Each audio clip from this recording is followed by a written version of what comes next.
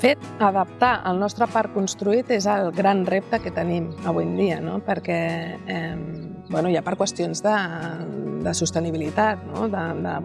Tenim molts edificis i molts no són accessibles. Tenim una clara tendència a un envelliment de la població. Cada vegada som capaços de sobreviure més a la discapacitat, tenim una esperança de vida més llarga i, a més, hi ha previsió d'arribar més anys en millors condicions.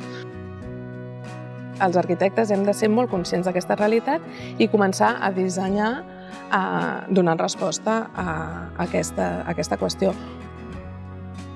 Que la discapacitat depèn molt de l'entorn. Si ho mires de l'altra banda, els dissenyadors, un bon disseny, té la capacitat d'eliminar la discapacitat. Aquesta gran aportació social que s'està fent, no? I per això és una qüestió molt necessària.